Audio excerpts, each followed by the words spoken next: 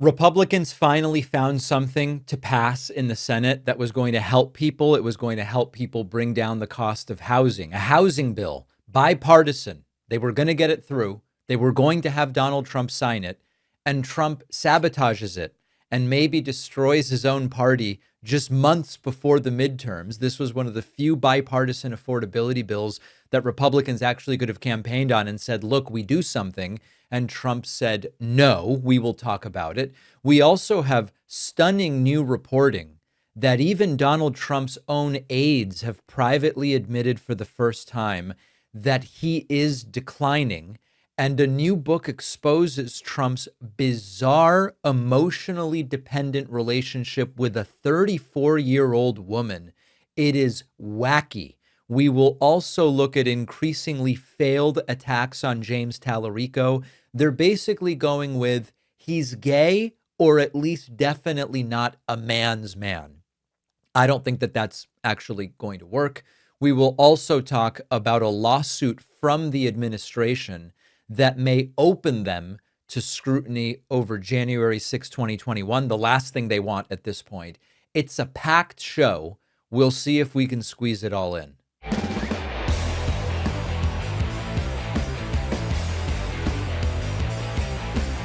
Republicans were finally about to do something that at least might have helped Americans and that they could have run on in November and said, hey, we did something. And Donald Trump was scheduled to sign it into law. Trump was going to sign the first major housing bill to reach a president's desk since the financial crisis into law yesterday. This was unlike Trump's executive orders or whatever. This wasn't symbolic. It passed Congress. It had bipartisan support. There were months of negotiations and going back and forth, and they finally got it. And it wasn't a perfect bill, but it was at least designed to attack housing affordability from a few different angles. One of the most important, as I've been saying for a long time, is it must be easier to build homes. You've got to increase the supply if you really want to deal with housing prices. And it would have done that. It would have created some grants to increase housing supply. It would have expanded financing options, eased construction requirements for manufactured housing. It would have done a bunch of stuff. And interestingly, this bill was also going to put some restrictions on large corporate investors, basically Wall Street, buying up homes. This is one of the biggest issues. Home prices are more than 50% higher than before the pandemic. Housing represents usually the biggest expense for most households. It would have been a big deal. And of course, rent has also been going up significantly. Mortgage rates are still quite high, and Republicans were getting ready to take a rare bipartisan win that they actually could have campaigned on in November. They can't campaign on we've lowered prices because they haven't. They can't campaign on gas prices are down or we didn't start any wars because Trump has done the opposite. And they quite literally built a stage and put chairs out. The lectern was set up. They were ready and gathered in the Capitol to do this. And then Donald Trump takes to Truth Social and he posts, quote, today's housing news conference and signing is hereby canceled until such time as we pass the desperately needed Save America Act, which I consider to be a national emergency. Thank you for your attention to this matter. Total aside, I like Trump's use of the word hereby, as if this makes this like more official. Dude, it's a Truth Social post at the end of the day. But Donald Trump saying he is not going to sign that bill into law because he wants the voter suppression bill, the Save America Act, passed, or he won't do housing. Trump asked during a brief exchange with reporters in the Oval Office, will you veto the housing bill? And Trump says, I made billions with housing. No one knows housing like me. Would you veto the housing bill you came to your desk, sir? Would you veto it?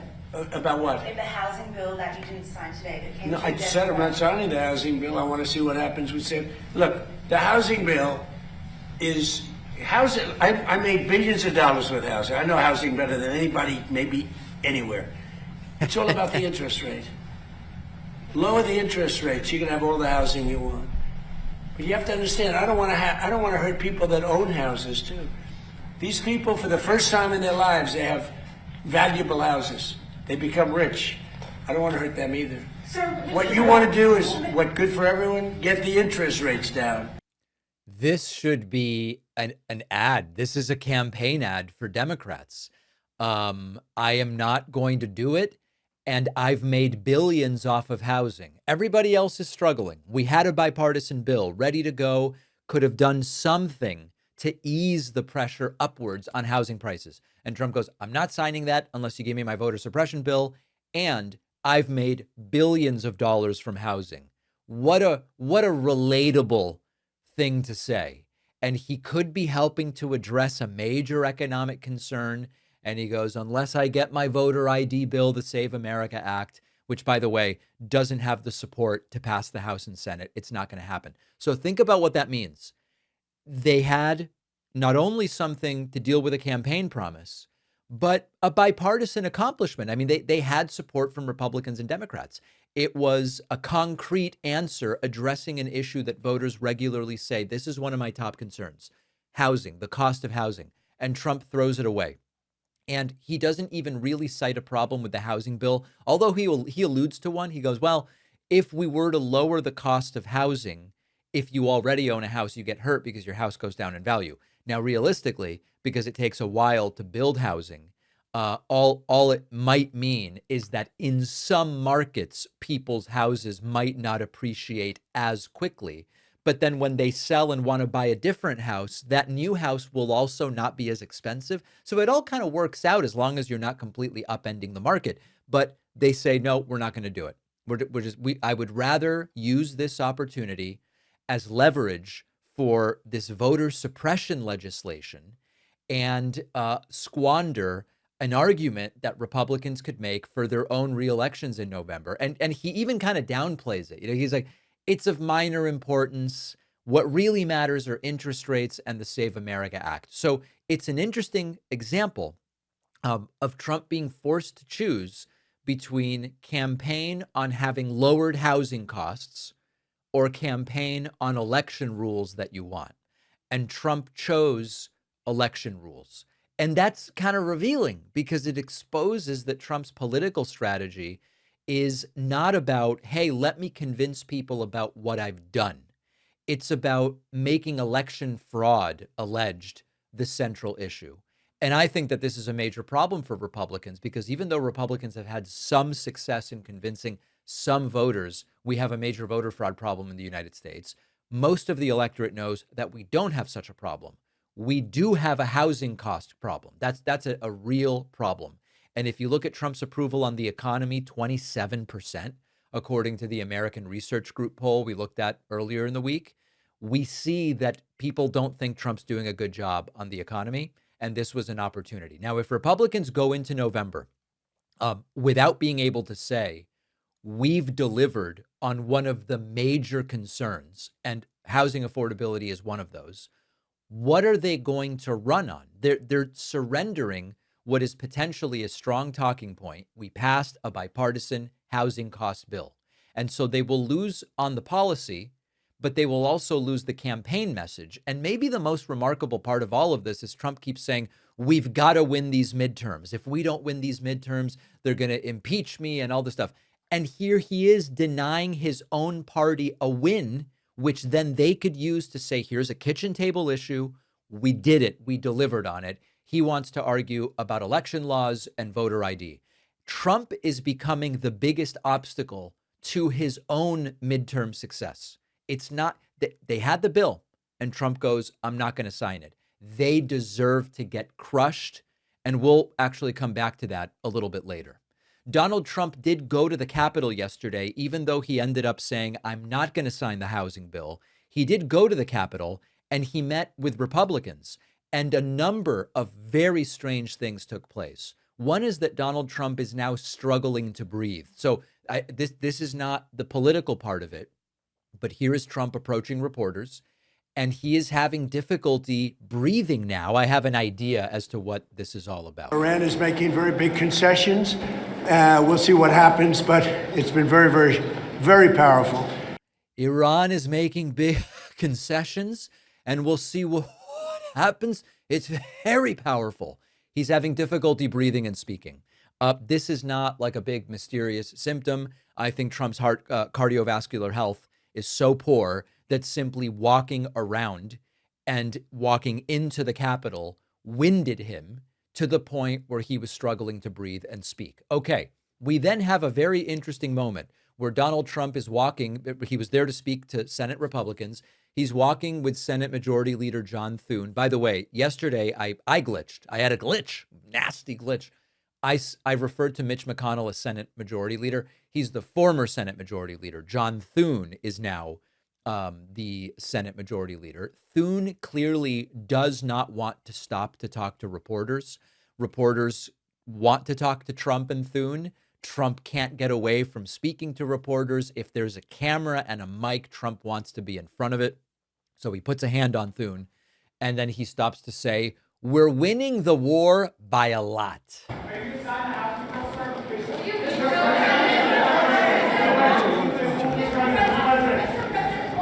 The war is going very well. As you know, we're winning by a lot. Iran is making very big concessions. We'll see what happens, but it's been very, very, very powerful. It's going very, very well.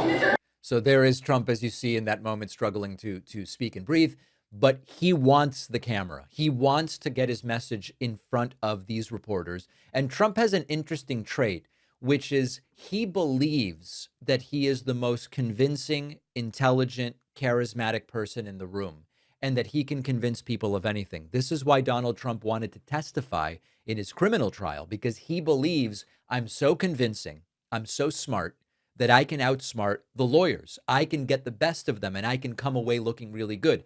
Fortunately for Trump, his lawyers in his criminal trial did convince him not to testify. But Trump believes he can convince people of anything. And in this case, we know, I mean, listen, we just talked about a poll yesterday.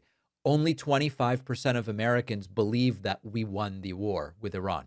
So when Trump goes, we're winning by a lot, maybe nice election language, but this is a military conflict.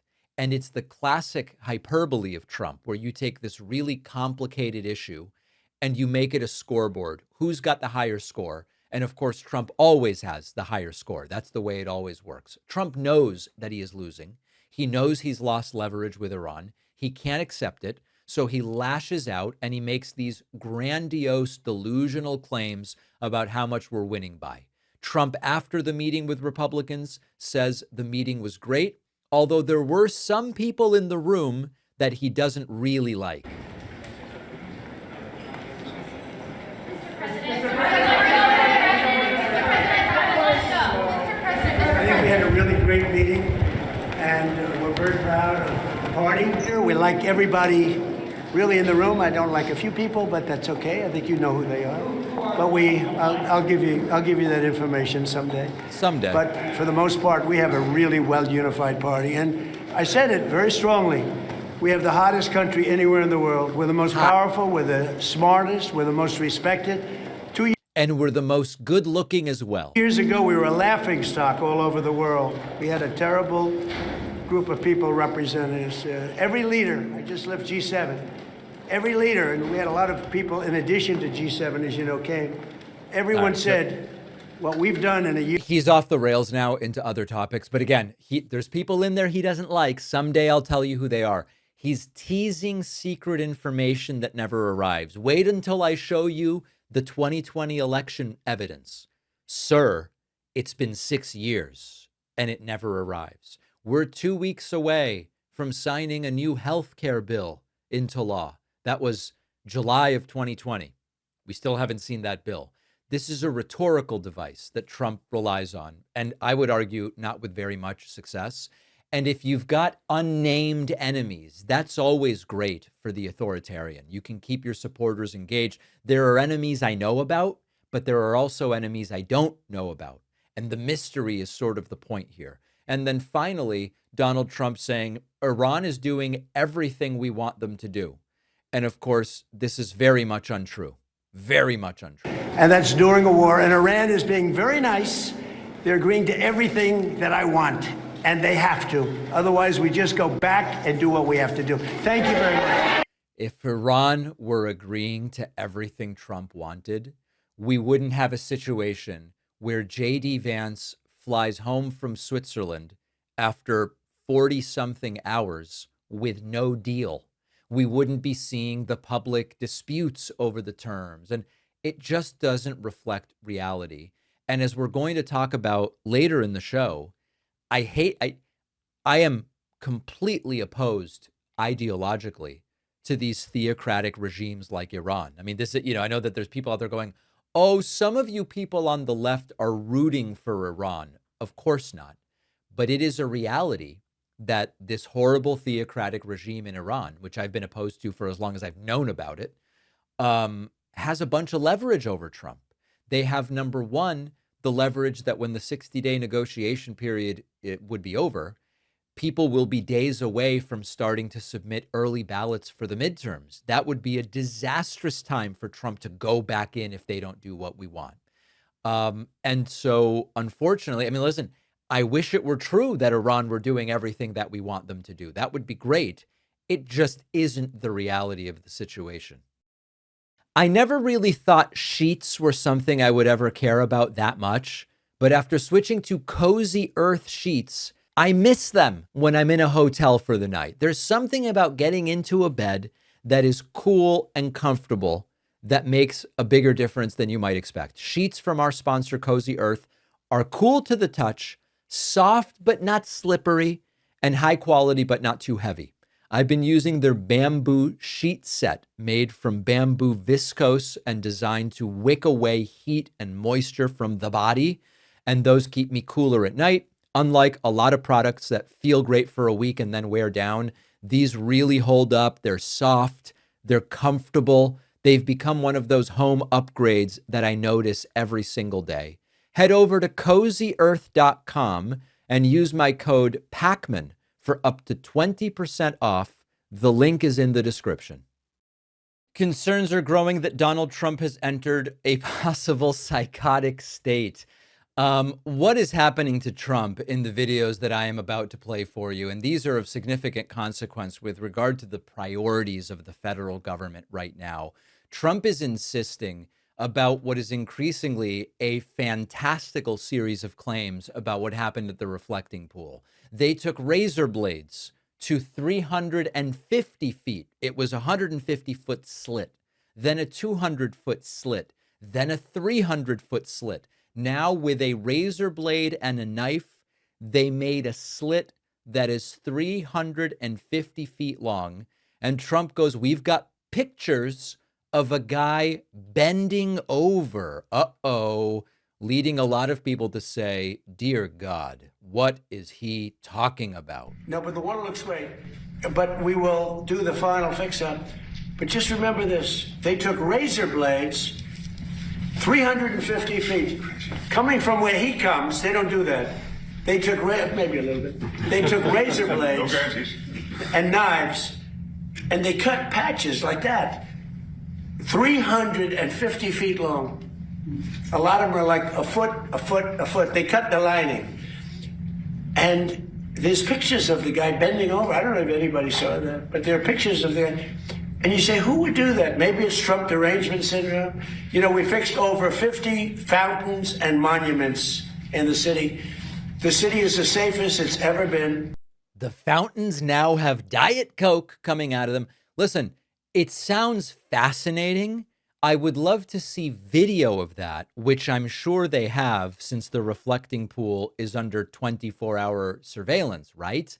And of course, the person bending over had no knives. He had no blades. He was dipping his hand in the water and picking out a piece of the peeled liner from the reflecting pool.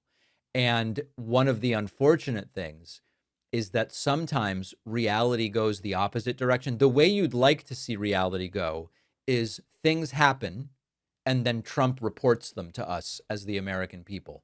The opposite is happening. Trump is saying, we've got a whole bunch of people doing this and we're arresting them for it.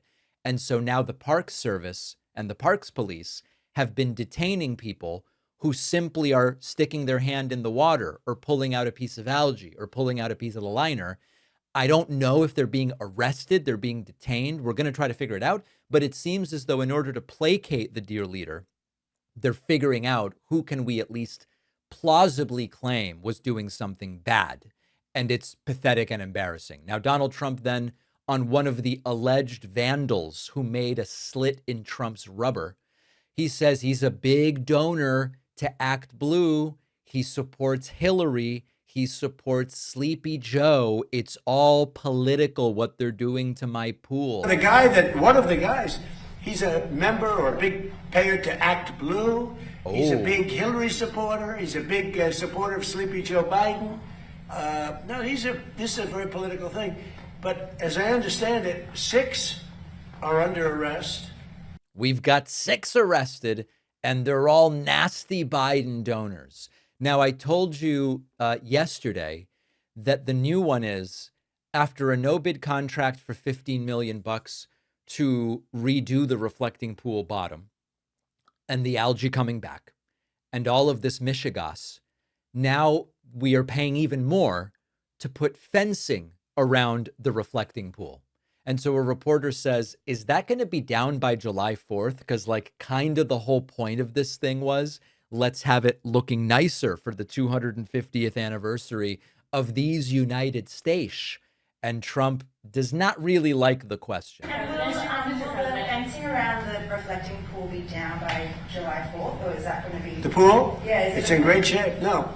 Ready? Thugs. I like that. You ready for this? Thugs. They just told me a little while ago 6 have been arrested, and 6 or 7 are under investigation. They have pictures and everything else. All right. Eventually, the topic did get off of this reflecting pool fiasco. Trump has an opinion about gas prices, and his opinion is they should be $2.25 right now, and it may be time to investigate.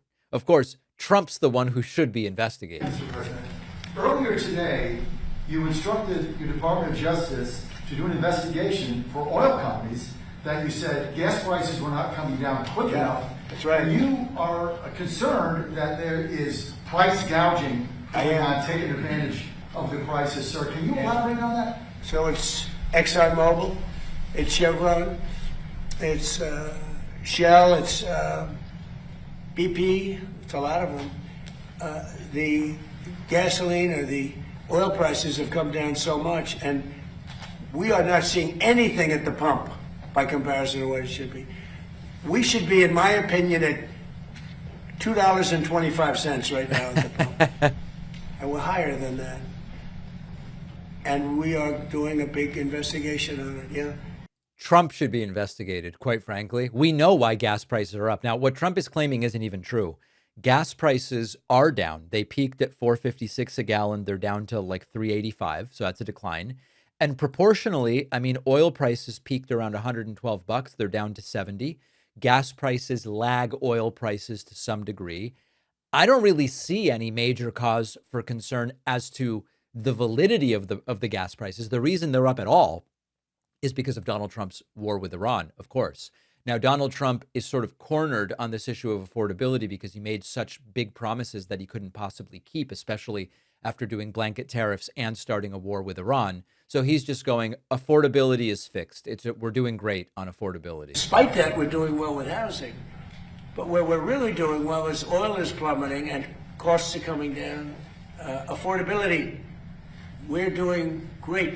The Democrats gave us a tremendous affordability problem, and we're reducing prices a lot. A new Prime Minister will be installed in a matter of weeks, 3 or 4 weeks. Would you want to be the first person on his list to visit globally? No. All right. So anyway, now they're talking about other stuff. The price of just about everything is up. If you're sitting at home and you're trying to figure out how do I make it to the end of the month and not have to go without something critical to my family, how do you feel when Trump goes, we've solved affordability? It's all totally fixed up. One other note, the Secretary General of the United Nations, Mark Rutte, was sitting there with Donald Trump, and he brought visual aids with which to kiss Trump's ass. This is really cringe. 5,000 US planes taking off from European airbases. So that's about Iran. Now I want to take you, if you stay here, I go over to these boards here, because I want to show you what this president was able to achieve. And I start with this chart. This Look, this is just disgusting. chart is about the Trump trillion. The Trump trillion shows you the increase Europeans and Canadians are paying into defense since you took office in 2017. Trump 40. Sir, everybody is doing exactly what you want in Europe, thanks to me. Now, one interpretation is that Rutte is kissing Trump's ass. The other one is he's playing him like a fiddle, and he's going to get Trump right where he wants him with his big poster boards of Trump's successes. I don't know, but growing questions that Trump is completely disconnected from reality. And then he gave a speech last night, and that's when things got really weird. Donald Trump attempted a rally speech last night to kick off the 250th anniversary of the United States. He suffered nuclear glitches, and the crowd was fleeing while Donald Trump was speaking. We're going to go through it piece by piece. Donald Trump opening the speech by saying, "We are now finally, under my leadership, respected again around the world." Greatest. Tonight, as we stand on the edge of our 250th year of independence, I am thrilled to declare that America is back.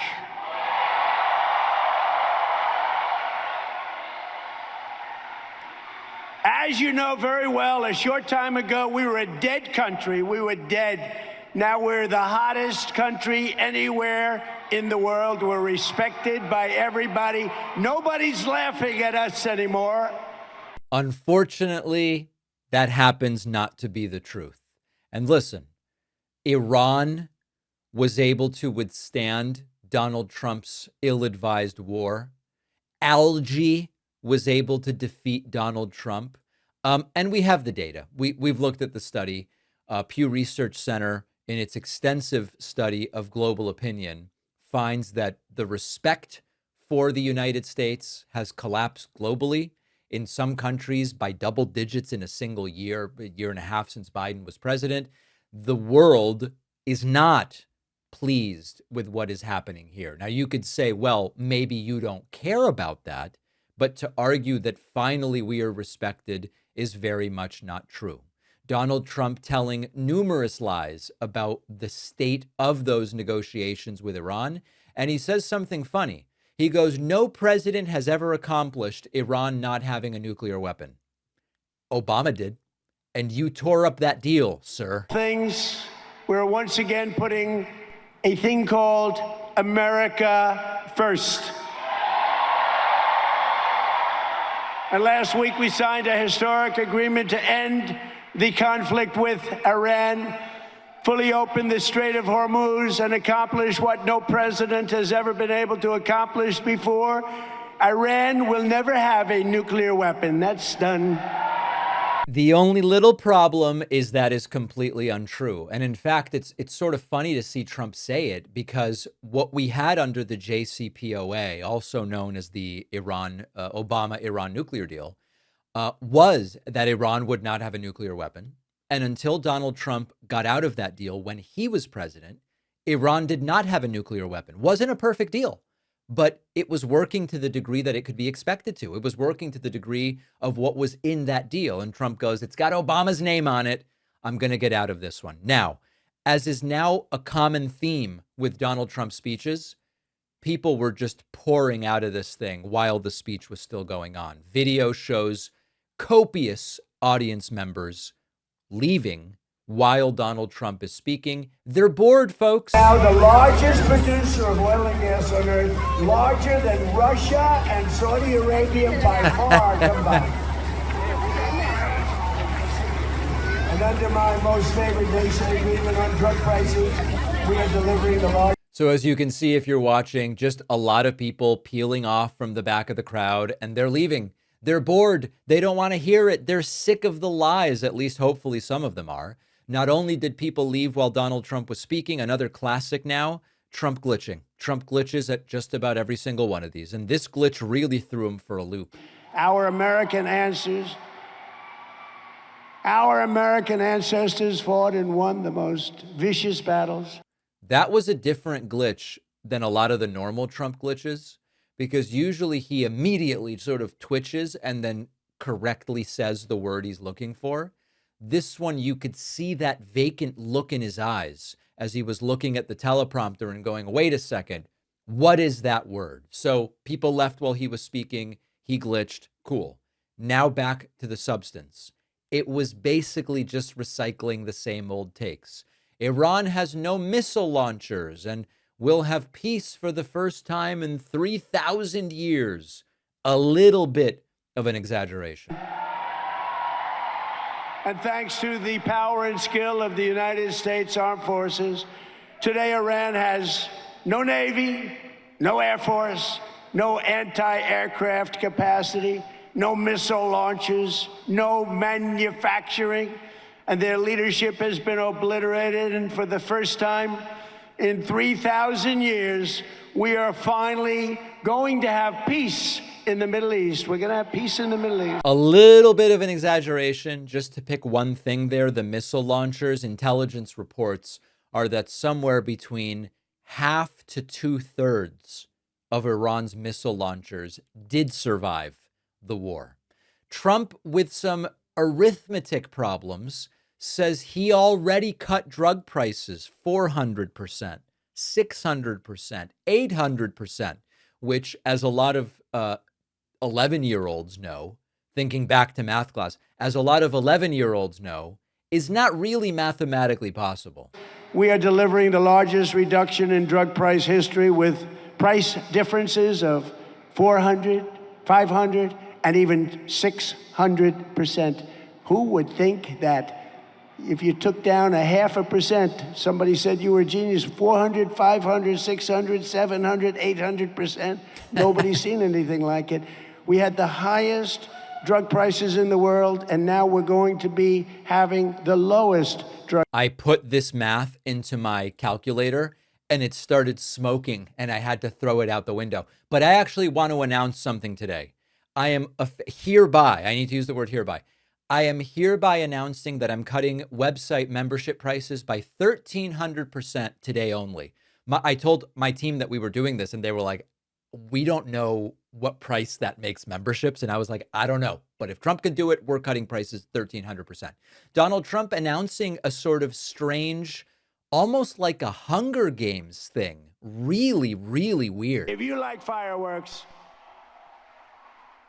then in August, we're going to have what's called the Patriot Games, a first of its kind competition featuring the greatest high school athletes from all across the United States. And applications are open through July 10th. These are the best athletes in the country, young athletes. Not exactly the prestige of the presidential fitness test.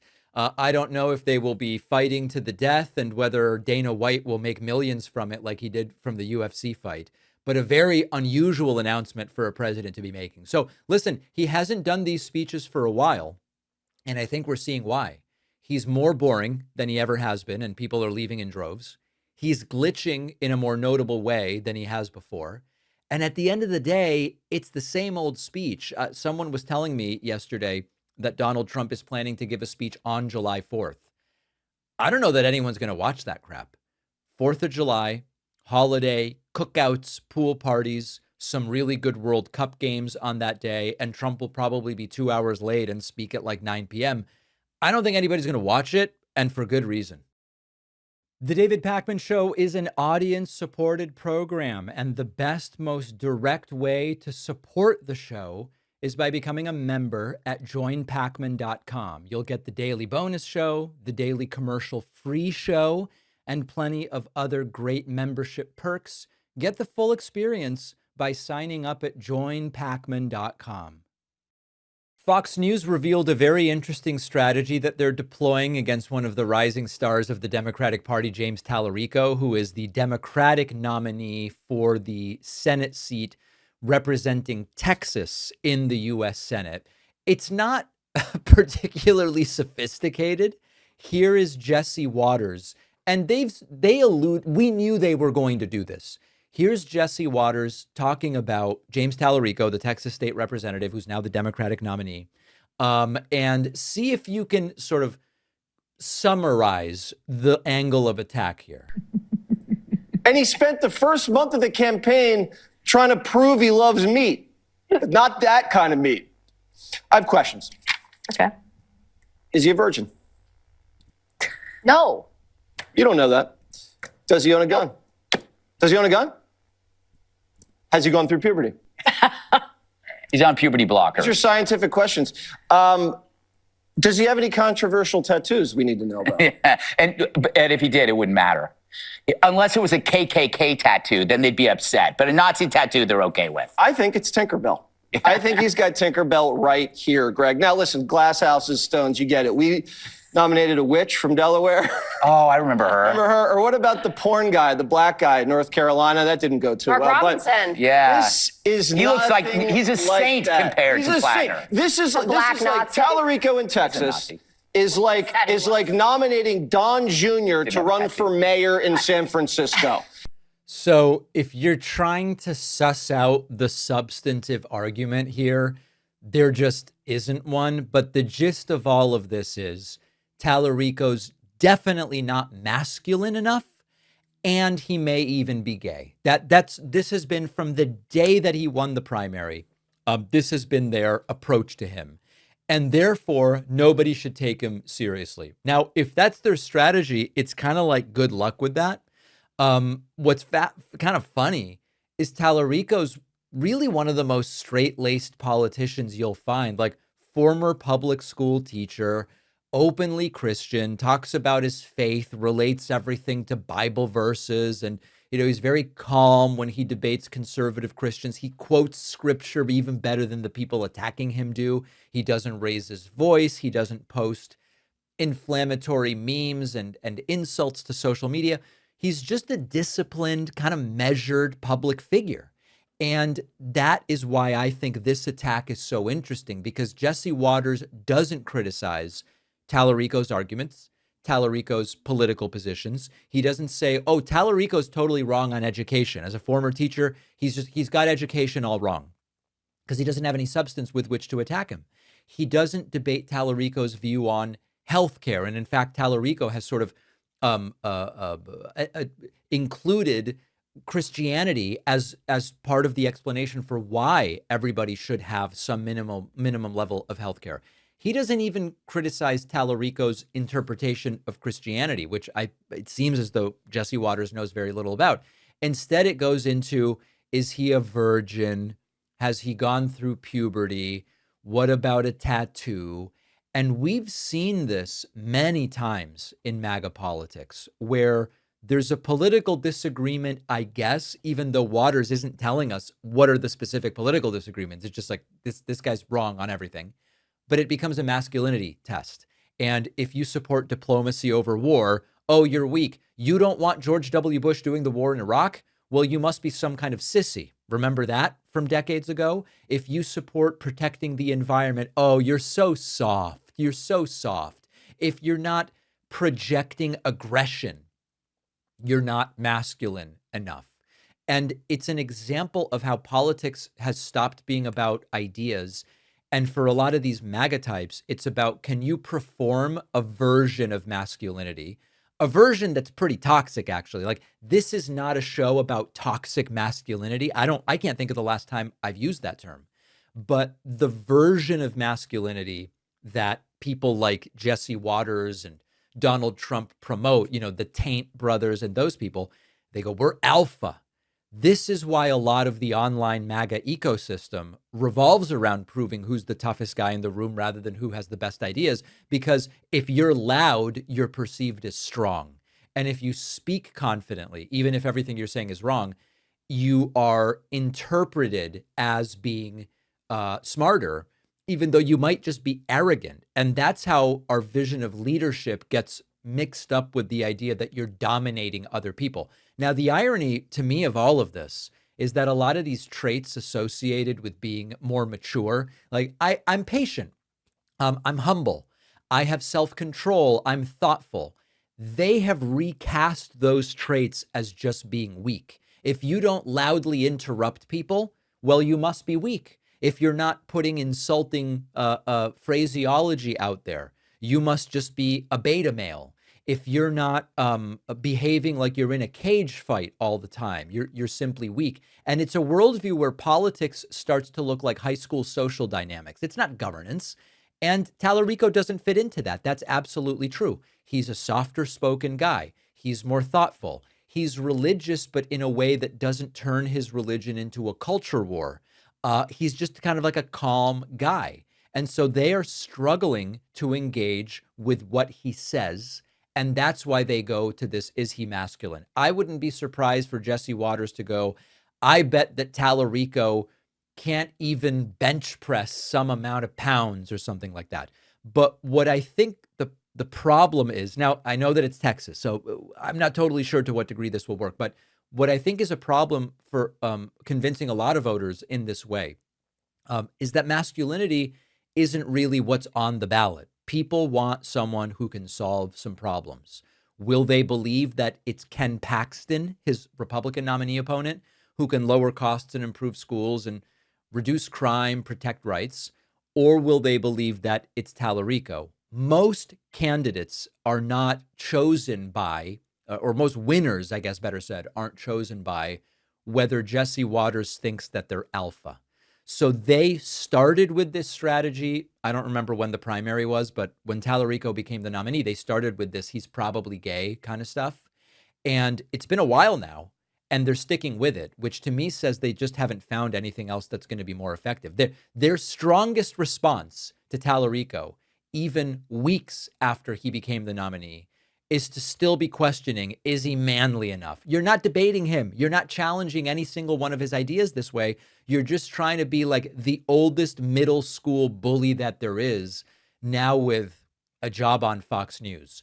I would love it if we were able to prove that that doesn't work. Now, the caveat, of course, is we've been down this road before. It's June into July into August. Texas Senate race, the polling looks okay for the Democrat. The Democrat's up 2, the Democrat's up 3. And then it just doesn't work out that way. I'm not unrealistic. I've seen that before. But I do think this is one of the better opportunities, and I hope that we take it. I want to tell you about the bizarre relationship that 80-year-old Donald Trump is in with his 34-year-old staffer, Natalie Harp. And I'm telling you this not because I'm, finding this kind of gossip interesting. There is a very real story here about how Donald Trump is the opposite in every way of what supposed right-wing conservative Christians should be supporting, and yet they support him anyway. So let me lay out what's going on, and then I'll kind of explain to you the connection to the conservative Christians.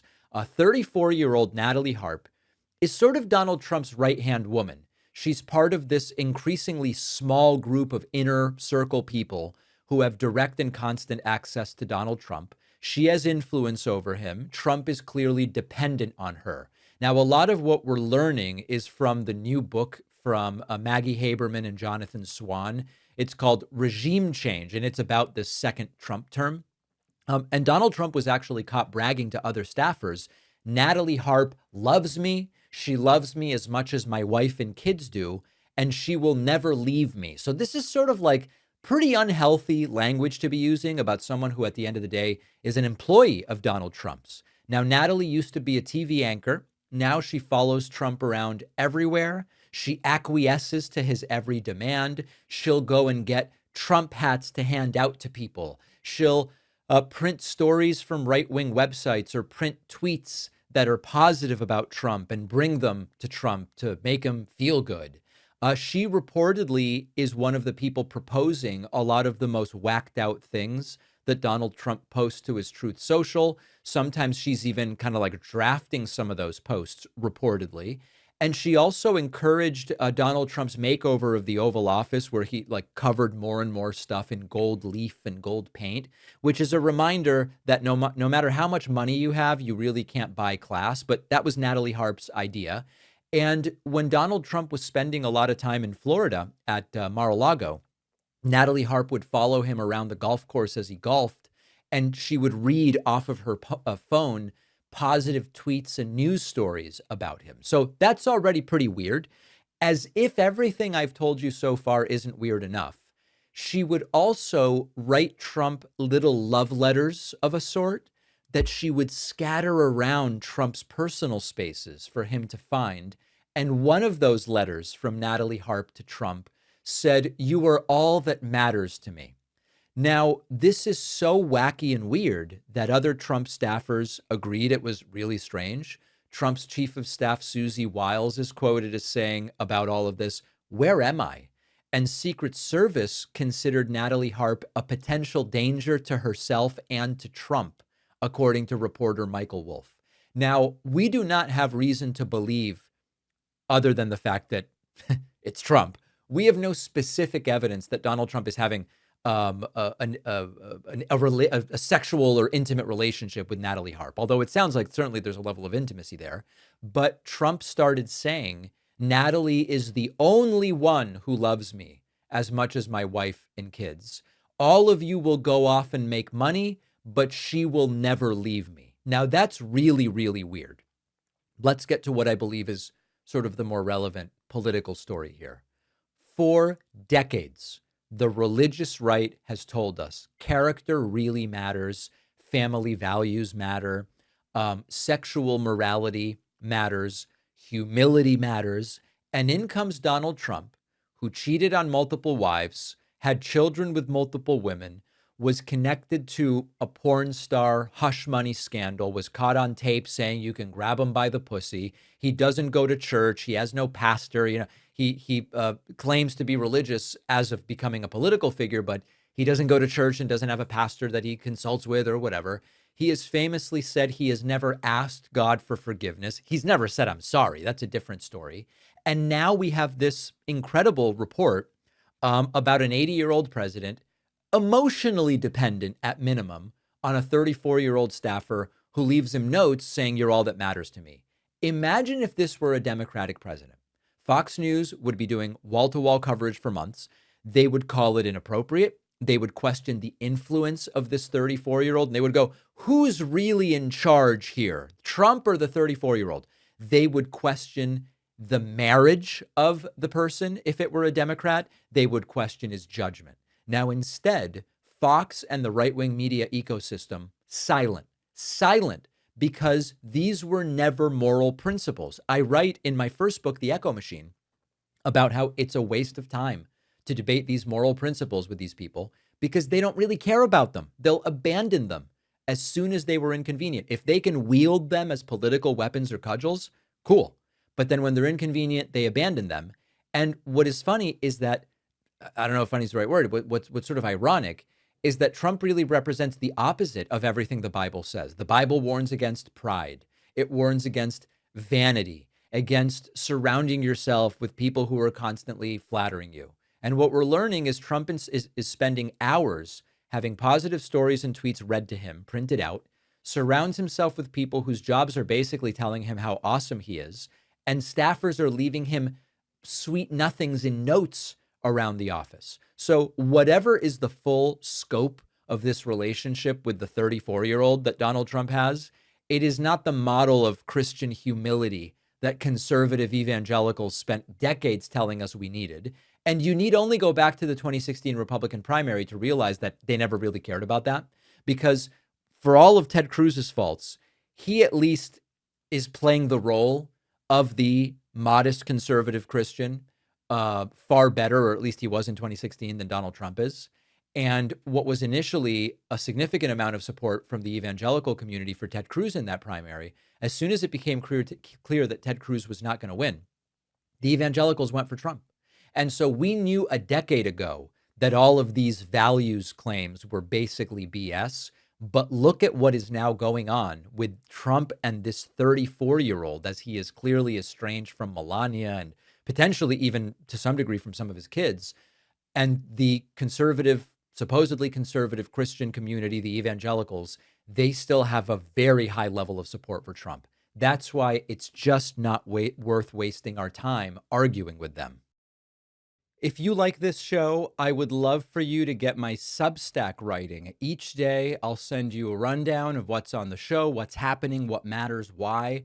It's free, no spam. Substack is also the only place where we own our data.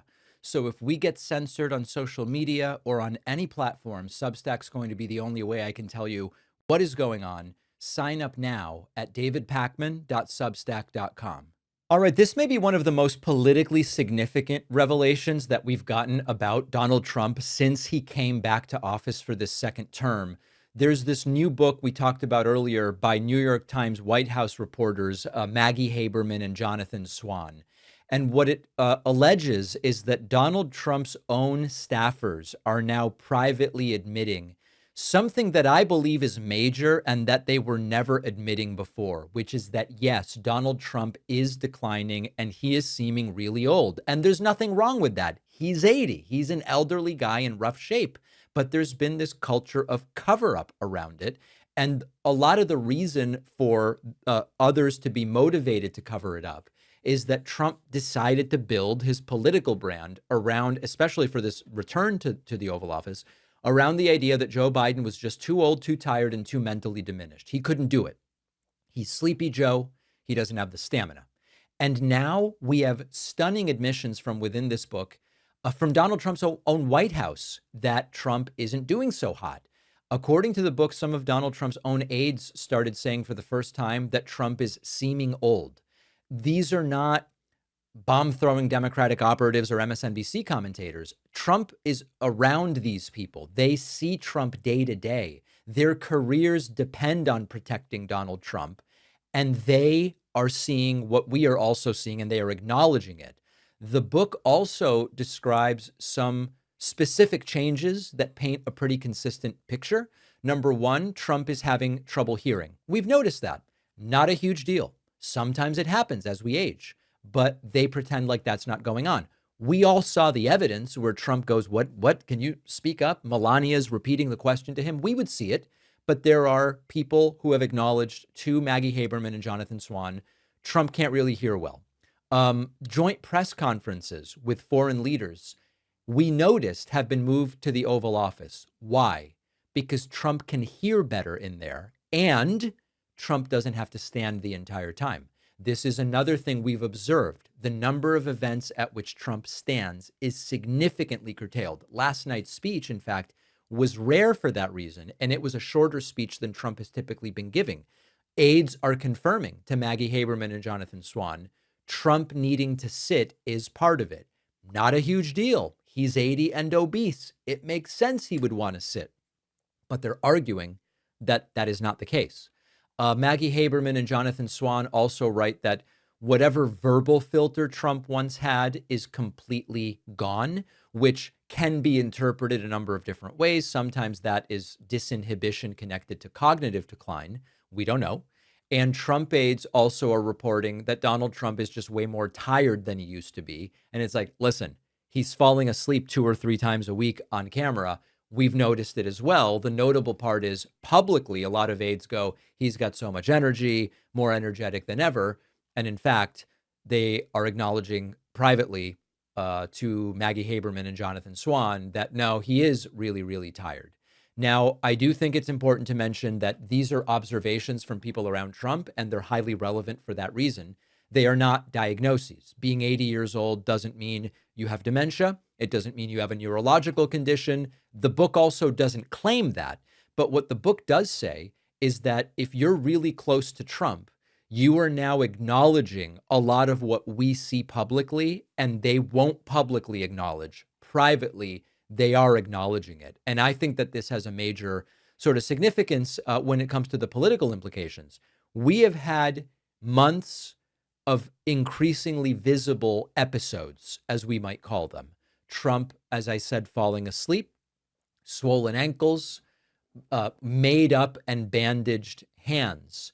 They go, oh, it's chronic venous insufficiency, and he's bruised from shaking hands and all of this stuff. We see the rambling and the jumping from topic to topic and being unresponsive to the questions of reporters. And individually, it's always dismissed. This is nothing, and that's nothing, and these are just little irrelevant things. Physicians, voters, other people usually look at patterns. These are not necessarily just isolated moments. These are patterns. And what Maggie Haberman and Jonathan Swan report is that the people around Trump are noticing these as patterns. They are not seeing these as isolated events. Again, the irony, Trump spent years insisting that Joe Biden was too old to serve. And age was central to Trump's argument as to why you should vote for him over Joe Biden when Biden was the nominee for 2024. And mental sharpness was a big part of that. Stamina, Trump regularly saying, you think sleepy Joe Biden could do this? Now Trump's the oldest president in history, not a crime. And according to one of the most deeply sourced books about the presidency, those around Trump are recognizing something isn't right here. For all of the arguments about there was an effort to cover up the decline of Biden, which there clearly was, we now have the exact same thing alleged in this book about the Trump presidency. Everybody knows Trump's age. That's not a crime, and it's not a fault. What is new here is that those with the strongest incentive to deny all of it are saying, I can't ignore what I'm seeing anymore. And of course, the White House hasn't yet come out and denied any of this reporting. I'm sure they will, of course. But the people around Trump and Maggie Haberman and Jonathan Swan, they're not going to make up quotes or anything like that. We can trust when they report it that this stuff took place. They are seizing on something that is not coming really as a shock to those of us who have been following this. We've observed all of this stuff publicly. It would be different and maybe less believable if the claims made to Haberman and Swan were completely opposite to what we see publicly. Imagine that we saw Trump wide awake at every event, not looking unhealthy, moving in a more healthy way, talking in a more healthy way. If that was the situation publicly, and then privately they go, oh, this guy can barely get out of bed in the morning, we would go, wow, it runs counter to what we're publicly seeing. That's not the case. What they are now privately acknowledging is exactly what we publicly see, which in addition to the reputation of Haberman and Swan makes me think, of course it's true. Will any of them have what it takes to say it publicly? Maybe, but I wouldn't be surprised if it takes them until Trump is gone to really acknowledge this stuff. I have a very revealing exchange to play for you. Trump's judicial nominee, Judge Byrne, is being questioned by Senator Richard Blumenthal. And a very typical question comes up in this environment. Who won the 2020 election? In other environments, we would go, why are they asking that? That doesn't make sense. In this environment, it's a highly relevant question. And look at how haywire this goes. Who won the 2020 election? 2020, Joseph Biden was declared the winner of the 2020 election by a joint session of Congress. He was declared the winner? Yes. The people of America declared him the winner. Correct? There was an election, and it proceeded through the normal procedures outlined in the Constitution, including and he state won the votes popular vote, correct? As a judicial nominee, it would be inappropriate to comment on a disputed political and legal issue. I'm asking you as a matter of fact. Everybody in America knows the answer to this question. Why are you refusing to give it before this panel under oath? He won the popular vote in the 2020 election, correct? Senator, as this is a disputed political matter, and there is ongoing litigation, and as a judicial nominee, I'm not Who won the Electoral College in the 2020 election? A joint session of Congress determined that Joseph Biden won the Electoral College. Did Donald Trump lose the 2020 election? A joint session of Congress determined that President Trump did not win the Electoral College. Was the Capitol attacked on January 6th? Senator, there was violence and vandalism on that day, including with regard to law enforcement officers. I think all of that was inappropriate and wrong. And illegal? Certainly, there were court findings of There were convictions? That's correct. And people were convicted of attacking the Capitol, correct? I don't know if any court used the phrase attacking the Capitol. I think the Supreme Well, Court... wouldn't you use it to describe what happened on that day? Everybody in America has seen the videos. Everybody in America knows that Capitol Police were injured. Some died. Wasn't it an attack on the Capitol? Senator, it was an attack on a number of individuals, and that was... All right. I think you kind of get the picture. Think about how bizarre this is. It's not a trick question. It's not even a question about a political opinion. It's not asking, was the election close? It's just, who won? Joe Biden won. Every state certified it. The Electoral College voted. Congress counted. That's it. They go to this thing of, well, it was determined that Joe Biden should be sworn in because he won. These are historical facts. Now, I don't know people on the left who have a problem going, Trump won in 2024. What do you mean by that? Just that he won. He won the election. I wish it were different. Republicans love to talk about voter fraud and they do voter suppression. We can have all that conversation, but Trump just won.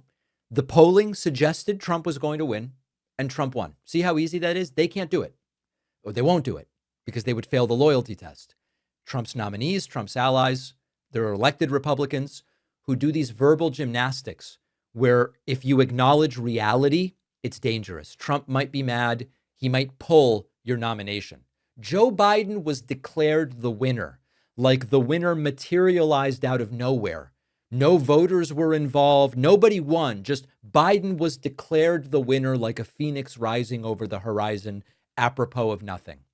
And this is, if you ask who won the World Series, you go, listen, there was a baseball season. Games were played. Umpires decided that one of the teams won. No, just tell me who won. The question has an answer. You only dodge it if you don't want to upset Donald Trump or you don't want to upset his supporters. And this is very disturbing. These are not, there's anonymous people that post on Twitter with this crap. These are people seeking lifetime appointments to positions of massive public trust. Just straightforwardly acknowledge one of the most well-documented election results in American history. If you can't do that, what does that say about whether you'll follow the facts as a judge? And I think that that's really what's being tested here. It's not, do you like Biden or did you vote Trump or whatever? Are you willing to acknowledge objective reality under oath? And it kind of seems like they are not willing to answer that. Now, how long will this go on? I don't know, because maybe I was naive. I might have thought back in 2020 into 2021, maybe early 2022, when there's this idea that at some point the evidence is going to come out, because they've been promising the evidence that 2020 was stolen now for 6 years. Maybe then it would have been like, all right, I expect that this will have a little bit of staying power into 2021 or 2022. It's been 6 years and they still have presented not a shred of evidence. And Donald Trump keeps going, oh, soon we're going to knock your socks off with this evidence that we have. It's been 6 years. What possible reason would there be not to have presented that evidence, especially since it would vindicate you? But there seems to be very little urgency. So at this point, I don't know how long this is going to go on. My hope is that once Trump is gone, fewer people will still insist that he really won 2020. But I've been wrong about the staying power of this before, and I might be wrong again. On the bonus show today, Trump wants $87 billion, mostly for the Iran war, which is supposedly over. We are now about to see the United States turn 250 years old, and 77% of Americans say the founders would be disappointed in the country today. The why is what matters. And Meta will be releasing their own AI-powered prediction market app. How will that affect or influence the prediction market space? All of those stories and more on today's bonus show. Make sure that you are subscribed to my YouTube channel or podcast. It's free. It really helps us. And I would love it if you became a member and got access to the bonus show, which you can do very quickly and very beautifully at joinpakman.com.